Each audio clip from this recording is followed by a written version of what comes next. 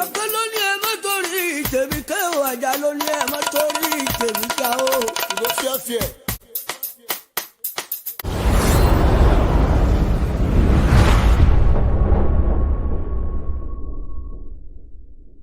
Ṣé bá máa ń ka Báìbù nínú wọn kọ́ nìkan? Nǹkan mẹ́ta ló fi lè gbára ẹ̀ là. Nínú kó o lówó, tó bá lówó tó nípò, tàbí kó o mọ̀yàn connection kọ́wọ́ lè kanwọ́, tàbí kó o ní aroma, kó o ní wèrè, kó o ní ìjà, kó o lójú pípọ́n. Àwọn bàbá ló sọ pé o ò lówó lọ́wọ́, o ò lóògùn, ojú ò tún pọ́n. Kí ló fẹ́ fi dẹ́rù ọmọ aláyé ní Nàìjíríà táwa yìí tó yẹ pé inú aganjù láwà is a jungle. Ó wá ń ṣe ṣẹ̀ṣẹ̀ ẹ wá ní ìwọ Ọlọ́run ó ṣàrọ́mọ rẹ ẹ wá wò bí mo ṣe ń jìyà wàá jìyà pẹ́ńbẹ́ o, wàá jìyà pẹ́ńbẹ́ o. Ṣùgbọ́n tó dalẹ̀ rú Yorùbá sọ pé ní bá gbé àdìrẹ òtòṣì ó gbé ti Aláròyé. Èyí tó wá jẹ́ Kírísítẹ̀nì yín tẹ́ bá máa ń ka Báìbù nínú wọn kọ́ nìkan. Ẹ káalẹ́, ẹ sì kú dédé àsìkò yìí, ẹ kú àtàárọ̀. Ó ṣeéṣe bóyá ìgbà tí ẹ bá ń wo ètò yìí a ti bọ́ sí ọjọ́ kejì, ṣùgbọ́n òní ni ọjọ́ kẹsàn-án oṣù kejìlá ọdún 2024, èyí tó ń ṣe Monday. Yeah, it is true. Láti àárọ̀ láti gbọ́ pé ọ̀rọ̀ ẹ̀gbọ́n wa alàgbà Dele Farotimi tí àwọn ajúnilọ tó ń fọwọ́ lágbáni lójú tí wọ́n mú sátìmọ́lé. Gbogbo wa la rí fọ́nrán tí ó gbàyé kan níbi tí wọ́n ti gbé ẹ̀gbọ́n wa yìí tí wọ́n gbé wọn lọ sílé ẹjọ́. Ó ti jẹ́ pé kò sẹ́ni tó mọ̀ pé wọ́n fẹ́ gbé ẹ̀gbọ́n wa yìí lọ sílé ẹjọ́ lénìí. Ọ̀la on the 10 ni ohun tí adájọ́ sọ tẹ́lẹ̀ wípé kán gbé wọn padà wá, léléyìí tí ọ̀pọ̀lọpọ̀ sọ pé àwọn máa ṣe ìwọ́de gẹ́gẹ́ bí gbogbo wa ṣe sọ wípé a ní gbà kí ẹnikẹ́ni kó máa fi ọjọ́ ọ̀la wa kó máa fi tàfàlà, àbí kán máa fi ṣeré, àbí kán máa fi dọ́rẹ̀ẹ́, kán máa ní àwọn á fi ọwọ́ ọlá máa gbá wa lójú pé bọ́n bá fìyà jẹ kan nínú wa, gbogbo wa ni wọ́n fìyà jẹ níwọ̀nba ìgbà tó bá ti jẹ́ pé ẹni tó dúró sídìí òótọ́ ni. Ẹ má dẹ̀ ṣì wá gbọ́, ẹ má wò wá bí ẹni láabi. Gbàyàn níyànjú àbí ṣe àtìlẹyìn fúnyàn pé kó máa hùwà arúfin àbí ọ̀daràn rárá. A faramọ́ pé òfin tó bá mẹ́sẹ̀ dúró dáadáa, tó bá dáa, tí wọ́n dẹ̀ lò ó lọ́nà tó yẹ kán gbà lò ó, tí ò sí pé à ń rẹ́ni jẹ, a fọwọ́ lágbáni lójú, à bá ń lo ọgbọ́n àlùmọ̀kọ́rọ́ ìkùn. A faramọ́ pé kófin ṣiṣẹ́ nǹkan tó bá yẹ kófin ṣe. Ohun tá láàní gbà tá korò ojú sí ni pé gbogbo pé mo lówó, mo mọ̀yàn, mo mọ ọgbọ́n àlùmọ̀kọ́rọ́ ìkan, màá fi fìyà jẹyàn. Ìyẹn la korò ojú sí, là ń sọ pé a fẹ́, wípé kò bójúmu. Eléyìí dẹ̀ ti gbilẹ̀ láwùjọ wa. Ó tún wá dùn ní pé ó tún lọ ṣẹ̀ síbi tó ṣẹ̀ sí lọ́dọ̀ àgbàlagbà nílẹ̀ Yorùbá. Kò tún wá jẹ́ àgbàlagbà lásán, ó tún jẹ́ ẹni tó jẹ́ pé ohun tá a mọ̀ wọ́n mọ̀, oníṣẹ́ amòfin. A gbọ́ àwọn tó ń sọ wípé àwọn fẹ́ dìde, àwọn ó protest, àwọn ò ní gbà, àwọn ò ní jẹ́ kán borúkọ bàbá jẹ́, kò sẹ́ni tó fẹ́ borúkọ bàbá jẹ́, àwọn ò ní jẹ́ wọ́n baṣẹ́ tí bàbá ti ṣe jẹ́. Ẹlẹ́tọ̀ọ́ àti protest tẹ́ bá nígbàgbọ́ nínú pé bàbá ṣiṣẹ́, wọ́n fẹ́ bàjẹ́, ẹ fẹ́ kán bàjẹ́, yes, ẹ̀tọ́ yín ni. Báwa náà ṣe nígbàgbọ́ pé ẹ̀tọ́ wa ni tí bàbá bá ṣe ohun tí ò dáa, tán bá ṣe ohun aburú, tán fọwọ́ ọlá gbẹ́nìkan lójú nínú wa, ẹ̀tọ́ wa ni láti sọ̀rọ̀. Ẹ̀tọ́ tiwa náà ni láti protest, kẹ́nikẹ́ni má dí wa lọ́wọ́. Fún ìdí èyí, àwa ò ní sọ pé kán má jẹ́ protest tàbí kán dí yín lọ́wọ́, nítorí pé ẹ̀tọ́ yín ni. Ṣùgbọ́n ẹ̀yin tí ẹ fẹ́ protest yẹn, àmọ̀rú yín, àmọ̀ pọ́pọ̀lọpọ̀ tó wà láàrin yín tẹ́lẹ̀ fẹ́ protest yẹn, ẹ̀yin àríjẹ nídìí mọ̀dàrú, àríjẹ nídìí rẹ́dẹrẹ̀dẹ òun ló máa pọ̀ nínú yín. Ẹ̀yin tó ṣe pé ẹ kì í wo bọ́rọ̀ bá ṣe lọ, ẹ kì í wo òótọ́ tó wà níbi ọ̀rọ̀, ẹ kì í fẹ́ tẹ̀lé ọ̀rọ̀ wípé kì í ṣe torí òní, torí ọjọ́ iwájú ni, kì í ṣe títorí bàbá titi wa nínú ilé tó fẹ́ fọwọ́ ọlá gbá ẹ̀gbọ́n wa lójú ni ọ̀rọ̀ yìí ṣe ká wa lára, bí kò ṣe pé ohun tó fẹ́ ṣẹlẹ̀ yẹn, ohun tí ò da, ohun tí ò bójúmu ni. Tó bá sì ti ṣẹlẹ̀ tó ń fìdí múlẹ̀, pàápàá jùlọ tó ti di pé bàbá wa ló ń ṣe é sí ẹ̀gbọ́n wa, ìgbà wo ni aráàta ò ní ṣe é sí wa tí wọ́n á wá sọ pé kí là ń pariwo sí, ṣèbí bàbá wa náà ń ṣe é sí ẹ̀gbọ́n wa. Ẹ jẹ́ kó rí gbogbo wa pé, ẹ dẹ̀ jẹ́ ká pe àwùjọ tó nírònú, ká dẹ̀ hùwà bí ọmọlúàbí. Gbogbo ẹni tó bá ṣiṣẹ́ láyé, tó ṣiṣẹ́ dáadáa, tó ṣiṣẹ́ ire, tó dẹ̀ hùwà ire, kò sẹ́ni tó lè baṣẹ́ ẹ̀ jẹ́. Àìmọye ẹni tó fẹ́ sọ pé òun fẹ́ ba bàbá Awólọ́wọ̀ lórúkọ jẹ́ àbí baṣẹ́ wọn jẹ́, ṣùgbọ́n ẹ sọ fún mi látijọ́ tán ti ń ṣe é, ṣó ṣeé ṣe ni, ṣé wọ́n rí ṣe? Bí ẹni tó ṣiṣẹ́ tí ò bá ti lẹ́bọ lẹ́rù, tí ò bá ti mú kan mọ́kan, kódà kán máa parọ́ mọ́, ilé tọ́lọ́run kọ́ ni tí ò lè wó. Wọn ò nílò láti máa ṣe wàhálà, máa kọlu igi kọlù ọ̀pẹ. Ṣùgbọ́n ohun tó bá ti di pé ó ti ní kọ́lọ́fín kọ́nu-kọ́họnú, òun náà lẹ máa rí tí gbogbo ẹ̀ máa rí báyìí tó máa lọ báyìí. Now, mo fẹ́ bi gbogbo wa, torí ẹ tiẹ̀ jẹ́ ká kọ́kọ́ kíra wa ná, bá ṣe kéré mọ, bí ohùn wa ṣe kéré mọ. I don't care who you are. I don't want to know how many followers you have. I don't want to know how many people watch your videos where you were discussing this issue about the unlawful abduction. What I care about is to tell you, well done, and to thank you for a job well done. You see, in unity we stand, divided we fall. For those of you that stood your ground, I'm talking about those of you that actually and fully stood your ground, that were not beating around the bush or jumping here and there, trying to sit on the fence, not knowing how to face the truth and hold on to the truth. I want to say a big congratulations and thank you. We've scaled the first order. Yeah, we have. Let anybody say anything. We've won the first fight. Because our fight out there is unlawful abduction, and it should not stand.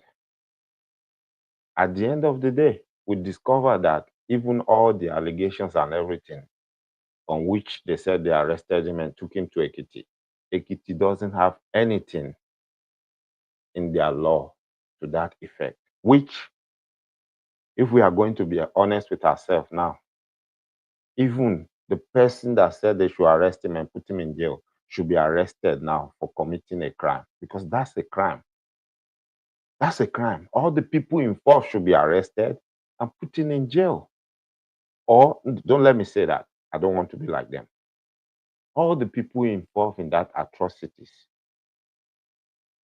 starting from the commanding officer or IG or whoever it was that dispatched those policemen to go to Lagos and arrest Dele Farotimi, should be summoned to court. Even the judge that sat and gave that judgment that they should go and put Dele Farotimi in jail, pending the time they will come back on the 10th, should be summoned to court too, because he should know better based on what was presented to him.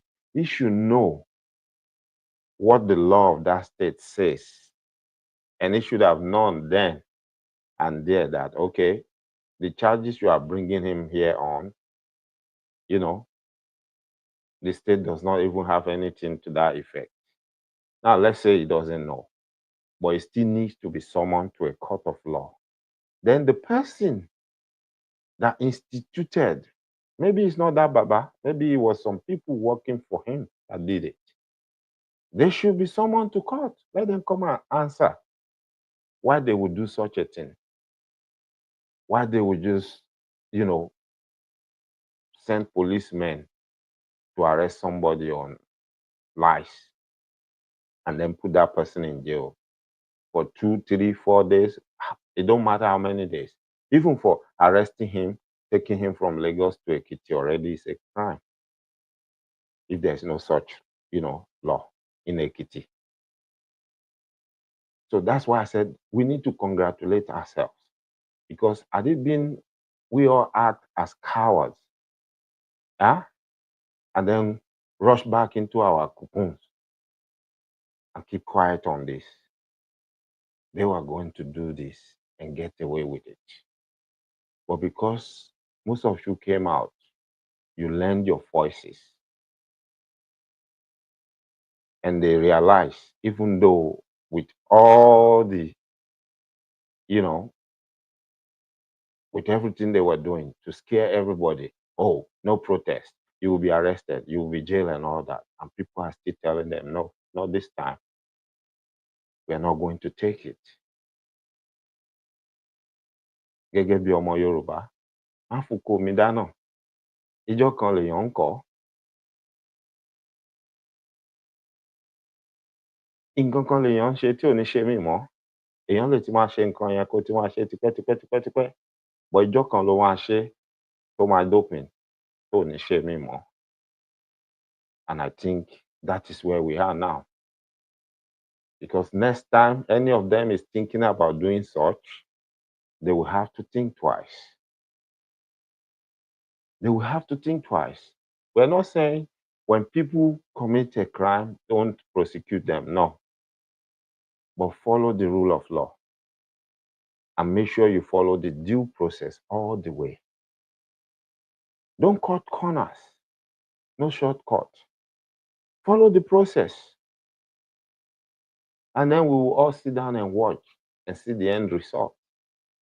But all these, your influence, your status in society, your position, and everything, to just, tell some people to go and kidnap somebody or capture them and bring them somewhere and put them in jail, just because you believe you can do that, needs to stop. And it's not because of any individual. It's for all of us. It's for every one of us.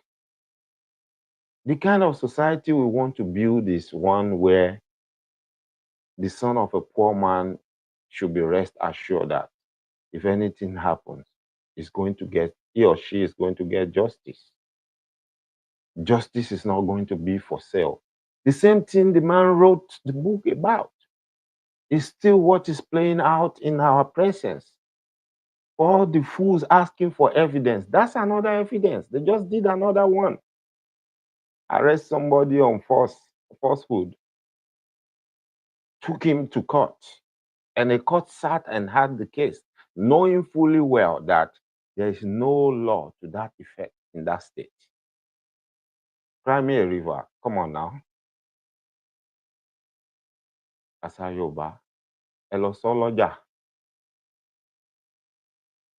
Ẹ lọ sọ lọ́jà. Wípé àwọn kan ń pariwo, wọ́n láwọn ò ní gbà. Ẹ gbélú ẹ lọ sọ lọ́jà. We care less. We don't care. But it is time. We are all going to gather together in unity and speak with one voice and fight all these oppressors. The oppression must stop. But today, it's a win. It's a win for us. Yeah, it's a win for the small people. It's a win for the poor people. Because today, the high and mighty realize that, yes, when the people come for them, they will have no hiding place.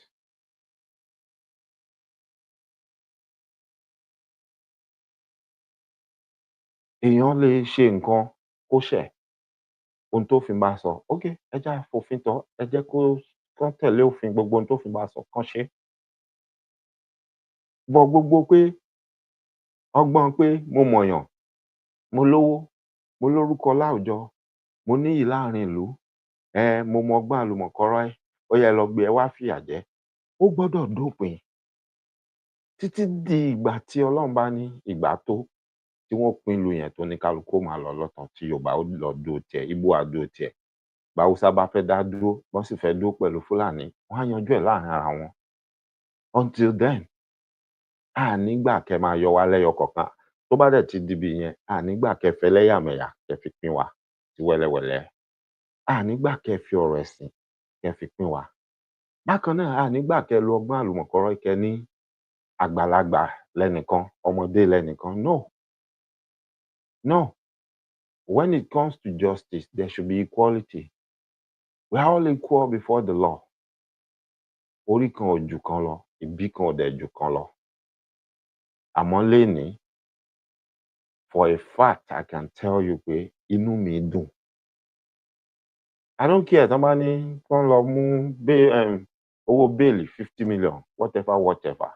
Well, it's a process. Since ọ̀rọ̀ ti débi tó dé, ó dẹ̀ ti wà níbi tó wà, it's a process that needs to be followed.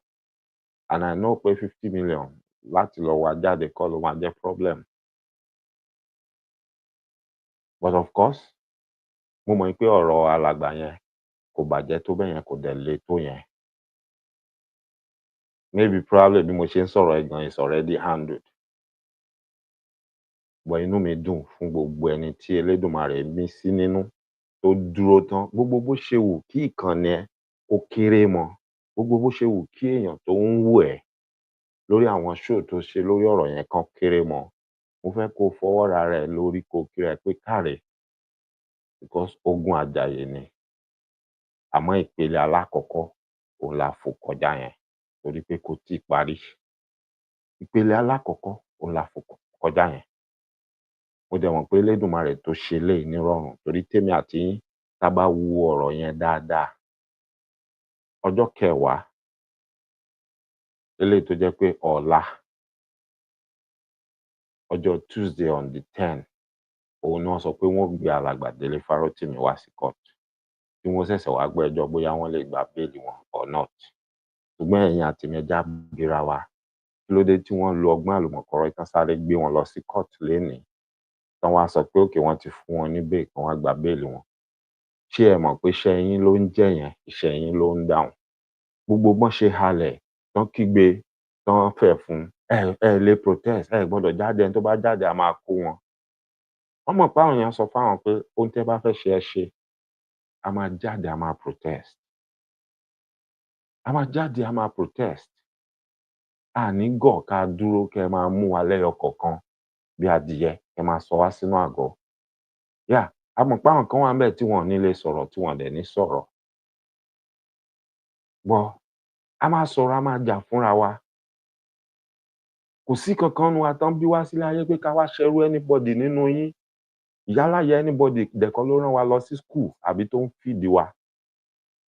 A dẹ̀ ṣẹrú lábẹ́ yín.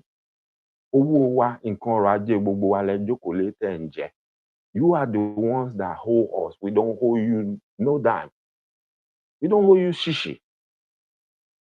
Bẹ́ẹ̀ ṣe wá rò pé ẹ tún máa halẹ̀ mọ́ wa, máa bẹ̀rù yín. A ní lè sọ̀rọ̀. Àìlè sọ̀rọ̀ níbẹ̀rẹ̀ orí burúkú. Àìlè sọ̀rọ̀ níbẹ̀rẹ̀ orí burúkú. Ṣé ẹ rò pé ó wu most of us ká máa gbé ìlú onílùú ká jókòó síbẹ̀ ni? No, kò wù wá. Ṣé ẹ rò pé àwọn tó rí wọn pé tí wọ́n lè ṣe tí nǹkan máa better tó máa dáa, ṣé ẹ rò pé wọn ò sí ni? But we've seen you for what you are. Ẹni tó bá wá sáàrin yín tó lọ́pọlọ ń pé àbóun ní brain kan tóun fẹ́ ṣe nǹkan, tí ò dẹ̀ ready láti join ní caucus yín láti darapọ̀ mọ́ yín. Kẹ́ ẹ inculcate ẹ̀, kẹ́ ẹ kọ́ níwàkiwà bẹ́ẹ̀ ṣe jọ máa jí owó. Ṣèbí ẹ̀ ń pa wọ́n, ẹ̀ ń gbẹ̀mí lọ́rùn wọn ni. A mọ̀ now. Tell us, what happened to the likes of Funsho Williams? Tell us. Yóò ṣe dáa, kò ṣe dáa. It became a competition for some of you. Was that not the reason why you have to eliminate him? ó yé wa, ṣùgbọ́n síbẹ̀síbẹ̀ náà ìkòkò ò ní gba omi kó gba ẹ̀yìn. Ó ti dójú ẹ̀, ó ti débi tó ti dé nísìnyí, and at this stage èmi nígbàgbọ́ pé níwọ̀nba ìgbà tá bá ti rí àwọn èèyàn torí wọ́n pé tí wọn kì í ṣe oníjẹkújẹ, tí wọn kì í ṣe sell out, tí wọn kì í ṣe coward, no matter how few we are, as long as we are speaking with one voice and we are standing on the truth with Olodumare on our side, ẹ ní wò tán, ẹ ní jẹ́ tán o. Ẹ ní wò tán, ẹ ní jẹ́ tán. Bẹ́ẹ̀ ni, it should be a thing of pride fún wa ká gbọ́ pé kan nínú àwọn ọmọ ìyá wa, ọmọ bàbá wa, ọmọ ìlú wa, wọ́n recognize wọn láwọn ìlú òkèèrè, pàápàá jùlọ àwọn ìlú tó dàgbà sókè. Pé èyíkéyìí nínú yín tó bá nífẹ̀ẹ́ sírú nǹkan bẹ́ẹ̀ yẹn, ẹ máa ní láti lọ yọ ọwọ́ yín kúrò nínú àwọn ìwà tí ò dáa àti ìwàkiwà tó ń fìyà jẹ àwọn èèyàn wa ńlé. Otherwise, we will start writing petition to anywhere tán bá ti ní wọ́n fẹ́ máa recognize yín àbí wọ́n fẹ́ máa name nǹkan after yín wípé ẹ kì í ṣẹni dáadáa, ẹ ṣèèyàn dáadáa, ẹ worth ẹ̀. Kì í ṣe petition pé kán máa parọ́ mọ́yàn, petition lórí òótọ́ with evidence, á dẹ̀ máa send ẹ̀ síbẹ̀. Ẹ̀tọ́ wa ni. Don't look at me and say kí ni tiẹ̀, ta ni? I'm a human rights activist as well. Yeah, if you don't know. Mo lè má ní NGO, mo lè má máa lọ kiri kí n máa pariwo kiri, but that is what I do too. Èmi ló yé bí mo ṣe ń ṣe sáà mi, bí mo ṣe ń ṣiṣẹ́ mi. Gbogbo nǹkan kọ́ láriwo. Gbogbo nǹkan kọ́ láriwo. So if I'm doing this, don't see me as somebody. I'm not looking for anything from this. No. But I believe I'm fighting for my future when it comes to back home. I'm fighting for my future. I'm fighting for a future for my children and generation unborn. Because if we succeed now and we can lay a good foundation for them, then they can build something better than what we went through. It's as simple as that for any one of you that cares to listen, to understand and to know this. Fún wọn tó sá sẹ́yìn tó ní wọ́n ń waste time wọn, àwọn wo, ta ló dá wọn mọ̀, ta ló ń gbóhùn wọn? Ṣó wá yé ẹ ńsìnyí pé waste time wa? Ṣó yé ẹ ńsìnyí pé waste time wa, pé voice wa ó echo loud enough and they heard it. They panicked. They panicked to the extent that they had to rush something that was supposed to hold tomorrow. They had to do what? Backdate it and do it today. And say, okay, ẹ wá gba béèlì, ẹ jẹ́ kó máa lọ. Because wọn ò fẹ́ wàhálà. Because wọn ò fẹ́ wàhálà tán fìpò ń bọ̀ yìí. Yes, wọ́n postpone case pé okay, ó di next year. Which I know pé èmi ò kí ń ṣe lawyer. Èmi kọ́ ni mo máa sọ what will happen àbí bó ṣe máa lọ. But mo mọ̀ pé àwọn lawyer torí wọn pé wọ́n á ti máa ṣiṣẹ́ báyìí. Because number one, a ti mọ̀ ọ́n sì báyìí pé gbogbo bẹ́ẹ̀ ṣe gbé yẹn gan yàtọ̀ sí pé ẹ jí gbé, ọ̀tọ̀ ni pé wọ́n jí gbé, wọ́n gbé lọ sí láti Èkó lọ sí Èkìtì. Now we are finding out again pé òfin tẹ́lẹ̀ fi mú yẹn, tẹ́ fi wá gbé, then tẹ́ fi gbé débẹ̀ yẹn, ládájọ́ wèrè kan náà jókòó tó lóun ń dájọ́, tó ní ẹ lọ fi síbì kan náà títí dijọ́ báyìí. Òfin yẹn ò exist níbi tẹ́ ẹ gbé lọ. You see? Who is fooling who? It's as simple as that. But ká ní pé a dákẹ́, tára wa máa bá wa dákẹ́. Tá bá dákẹ́, tá bá ń wo alàgbà yẹn lọ́ọ̀kán tó ń dá ja ìjà yẹn, wọ́n máa rẹ́ jẹ, wọ́n máa ṣe nǹkan tó fẹ́ ṣe yẹn gbé. Gbogbo nǹkan dẹ̀ kọ́ ni á sọ pé àdúrà. No. Ìgbàgbọ́ àbí àdúrà láì ṣiṣẹ́, irọ́ ló ń pa tàn rẹ̀. Irọ́ ló ń pa tàn rẹ̀.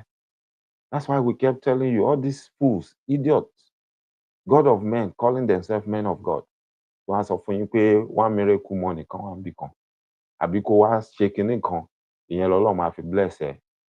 Ọlọ́run á jẹ́ kọ́pọlọ ẹ tètè ṣí kórí ẹ pé for you to understand that those are lies. Irọ́ ayé àti ọ̀run ni wọ́n ń pa fún ẹ. There's nothing like that. O ò ṣiṣẹ́, o ò ṣàbọ̀, o ò lóko, o ò lódò, o ò ṣe nǹkan kan. Èèyàn kan wá sọ fún ẹ pé kó jókòó, kó máa sùn, kó máa jí, kó kàn máa wá, kó wá pàtẹ́wọ́, kó kọrin. Kó dẹ̀ ṣe nǹkan tóun bá sọ fún ẹ, then money is coming from somewhere. And they are living fine, they are living large. Why you are suffering? Ìwọ̀nba kọ́bọ̀kọ́bọ̀ tó bá tún rí àwọn èèyàn tán rí ẹ pé kí à má jẹ nìyí, jẹ́ a ṣe láàánú ká fún lówó, wà á tún kó wa lọ kó fún wọn. Àwọn á tún fi ṣe kíni? Wọ́n á tún fi sára rindin. Wọ́n á máa wá brag níwájú yín, wọ́n á máa sọ fún yín pé their God is good. Torí ẹ̀ ló ṣe ń bless àwọn. Ẹ mọ̀ wípé ẹ̀yin ni mágà tó ń múgùn tó ń sanwó fún aláyé.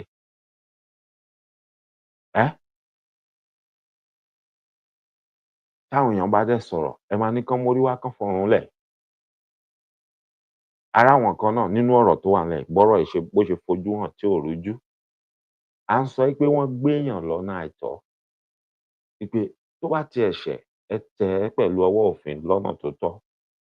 Àwọn idiot ń béèrè pé wọ́n ní kó mú evidence wá. Ṣó tíì kan ibẹ̀yẹn ni? Ọ̀rọ̀ tíì kan yẹn? Moreover, tó bá jẹ́ evidence lẹ fẹ́ rí, evidence kúnlẹ̀ yanturu. Ara evidence yẹn náà lẹ tún ti ṣe kalẹ̀ yìí. Òun náà lẹ tún ti ṣe kalẹ̀ yìí. Ara evidence yẹn làwọn èèyàn ń jáde tán ń sọ yẹn. Yabagi Sanni said what he said.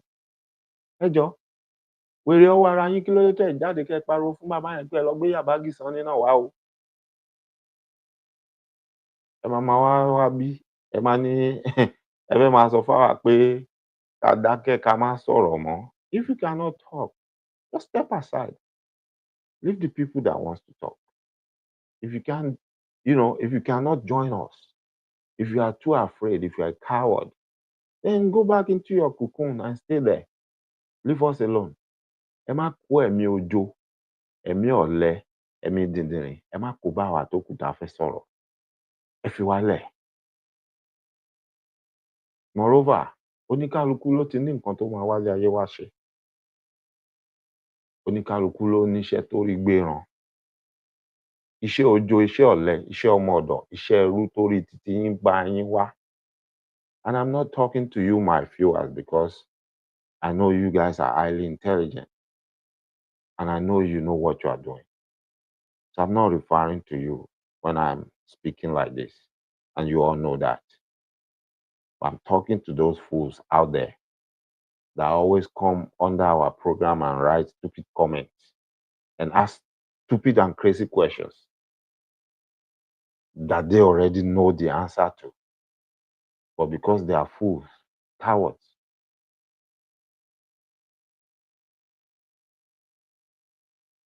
So, ìyà tẹ́yìn wáyé yín wá jẹ nìyẹn.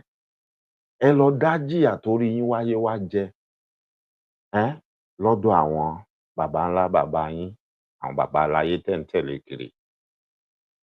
But ẹ má kó rándanràndan àti ìyà yín yẹn, ẹ má wá kó bá àwa tá a sọ pé we don't want to partake in it and we are not part of it. Ẹ dẹ̀ má gbìyànjú àti force ẹ̀ lé wa lórí pé no, that's the way things need to go. Yeah, lóòótọ́ ni, tọ́wọ́ ẹni ò bá tí bèkú dà, àìbéèrè ikú tó pa bàbá ẹni. But tọ́wọ́ ẹni bá ti wá bà ńkọ́? Ṣé á tún máa fojó béèrè ni? No. Ọwọ́ ẹ̀ ò lè bèkú dà tán kó tún máa gbọ̀n kó máa fojó béèrè, wọ́n ó tún gbà padà lọ́wọ́ ẹ̀. How long will it take you to understand or realize that? Right now, ọwọ́ everybody wa ló ti bèkú dà. Ẹ̀yin ọmọ ojo, ẹ̀yin ọ̀lẹ, aláìníkanṣe, ẹ̀yin wèrè òpònú díndìnrìn tẹ́ wà láàrin wa. Lẹ̀ ń cause delay, lẹ̀ ń fà wá sẹ́yìn.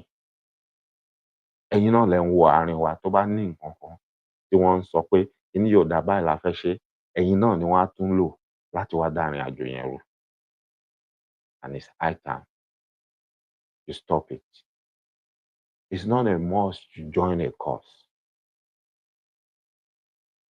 If you cannot partake in it, sit down, be on the side and watch.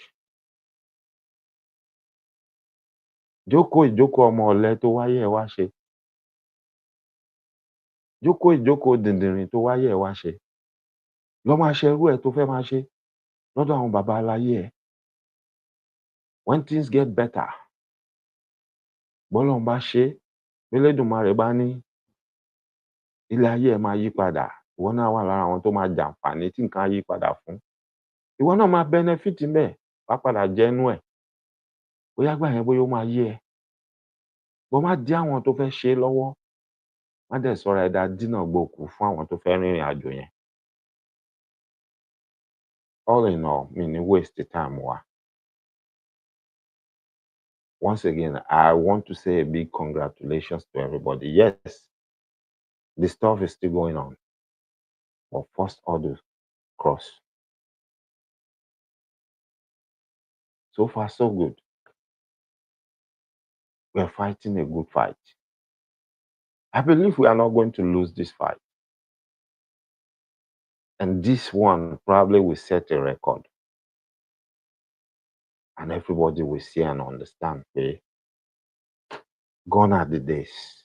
It's no longer going to be business as usual.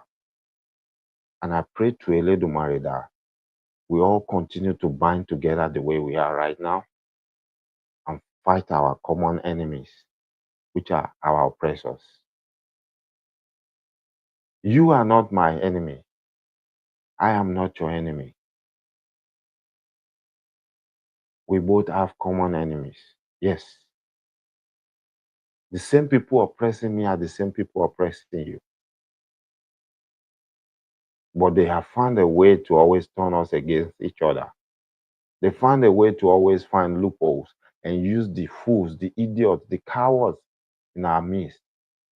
The ones that will sell their birthright for a pot of porridge to always cause confusion. But we need to be wiser than them. I pray that Olodumare help us all the way to the end.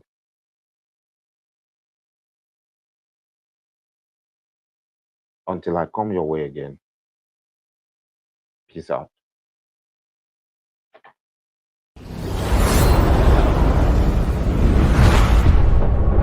If you are not strong at it, don't read it. You go through how state forces and hijacked by a cartel of people. It's about truth telling. There's nobody more terrible than a person who tell the truth. And people affected by the truth will now say, how dare. But that's why truth tellers are hated. How dare you? This is what this book about. How victimized family were dispossessed of vast acreages of land. And he demonstrated how the Supreme Court breached their own procedure, their own rules, and that's the apex of apex courts and the highest height you could expect of nobility of legal practice and education. They revised themselves. Ifakunda, the oracle changed voice. Point is this: we must never lose our voice. Are we slaves? Slaves keep quiet. Are we serfs? Serfs keep quiet. But we are freeborn. I commend him for doing justice to his own conscience. Many of us do injustice to our conscience. We don't have the courage of our conviction. We don't even have the conviction of our courage. We play safe. I commend other people that have stories to tell, especially of social injustice, to speak out.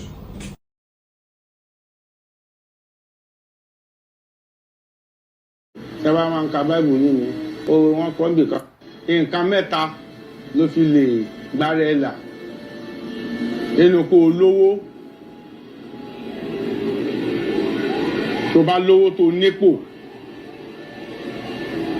tàbí kó o mọ̀yàn connection kọ́wọ́ lè kanwọ́ àbí kó o ní aroma kó o ní wèrè kó o ní ìjà kó o lójú pípọ́n àwọn bàbá ló sọ pé o ò lówó lọ́wọ́ o ò lóògùn ojú ò tún pọ́n kí ló fẹ́ fi dẹ́rù ọmọ aláyé ní Nàìjíríà táwa yìí tó ẹ pé inú aganjù láwà it's a jungle ó wá ń ṣe ṣẹ̀ṣẹ̀ ẹ wá ní ìwọ Ọlọ́run ó ṣàrọ́mọ rẹ ẹ wá wò bí mo ṣe ń jìyà wàá jìyà pẹ́ńbẹ́ o wàá jìyà pẹ́ńbẹ́ o ṣùgbọ́n tó dalẹ̀ rú Yorùbá sọ pé ní bá gbé àdìrẹ òtòṣì ó gbé ti Aláròyé èyí tó wá jẹ́ Kristẹni tẹ́ bá máa ń ka Báíbù nínú oore wọn kọ́ nbìkan nǹkan